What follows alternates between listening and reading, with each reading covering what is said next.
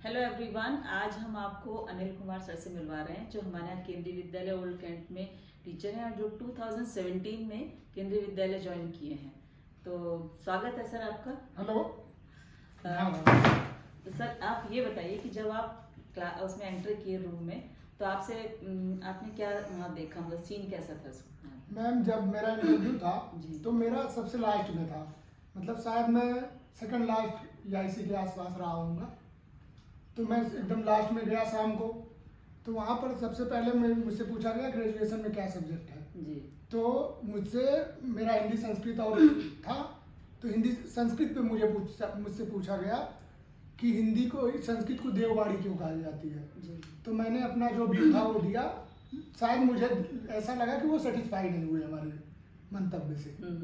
तब उसी पे थोड़ी देर बाद वो खींचते रहे। बीच में एक मैम थी तो उन्होंने मुझसे एसएसटी का सवाल पूछना चाहा। सोशल स्टडीज, तो आपका सब्जेक्ट सोशल स्टडी भी रहा है? हाँ, पॉलिटिक्स था मेरा ग्रेजुएशन में।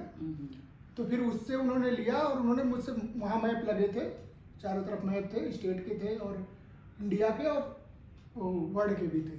तो उन्होंने मुझसे पूछना चालू किया कि कहाँ होगा, कौन नदी कहाँ है, कौन स्टेट कहाँ है। तो उस समय मेरी तैयारी बहुत ठीक ठाक थी, तो मैं उनको बिना देखे ही बता रहा था, मैडम इधर है इधर है।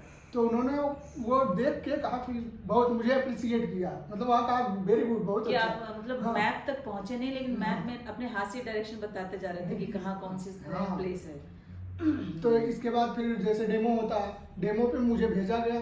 तो मैथ में सब एडिशन और सब्ट्रैक्शन ही पढ़ा रहे थे या मल्टीप्लिकेशन। तो जैसे ही मैं पढ़ाने गया तो उन्होंने कहा कि यार ये सुबह से लोग पढ़ा रहे हैं। मतलब उन्होंने टॉपिक नहीं दिया था, हाँ, आपको खुद चूज करना था। तो कुछ दूसरा पढ़ाओ। तो मैं तैयार करके तो नहीं गया था। तुरंत मैंने लिविंग और नॉन लिविंग को पढ़ाना चालू किया और पढ़ाया मैं जो भी जैसा था। वहाँ सब चीज़ें रखी रहती है पहले से ऑलरेडी। तो पढ़ाया तो उन्होंने अप्रिशिएट किया, मेरे कॉन्फिडेंस को अप्रिशिएट किया। ऊपर से फिर उन्होंने बताया कि प्रोनाउंसिएशन का कुछ इशू हो सकता है क्योंकि इंग्लिश। तो मैंने कहा ठीक है सर। और हमसे पूछे फिर इंटरव्यू में कि क्या आप कहीं पढ़ाते हैं? तो मैं पढ़ाता तो था नहीं कहीं जी। मैंने बताया कि सर ट्यूशन पढ़ाते हैं, जबकि वैसा कुछ था नहीं। मैं पढ़ाया नहीं कभी था। फिर वही है कि जनरली अपनी सब चीजें बता देनी चाहिए। उनको यही बताए। और फिर उसमें और थे लोग, उन्होंने अपने कहाँ से आए हो, कैसे आए हो, होम डिस्ट्रिक्ट के बारे में थोड़ा पूछा। अच्छा। फिर बाहर गया तो वो पूछ रहा था मुझसे इतना तेज आप, मैं थोड़ा, मेरा आवाज लाउड है, तो पूछ रहा इतनी तेज क्यों बात कर रहे थे?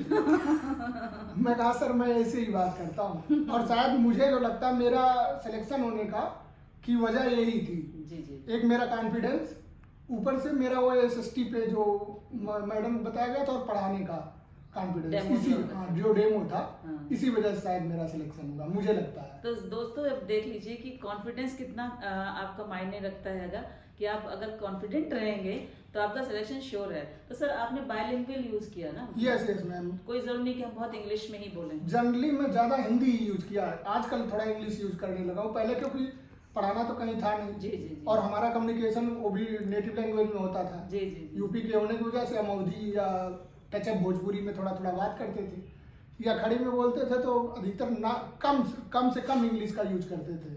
तो जैसे लोकल जितना। बहुत बढ़िया सर। तो बहुत सारे लोगों के क्वेश्चंस थे कि हम कौन से लैंग्वेज में इंटरव्यू देंगे, तो उसका आंसर सर ने दे ही दिया कि बायलिंगुअल आप यूज कीजिए।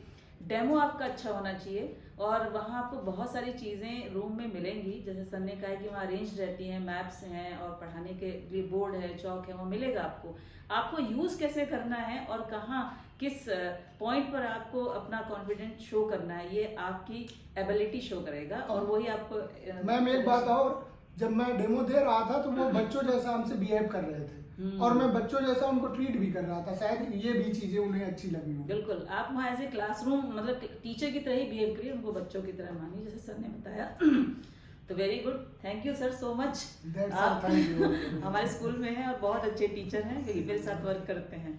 Good luck to all of you. Thank you.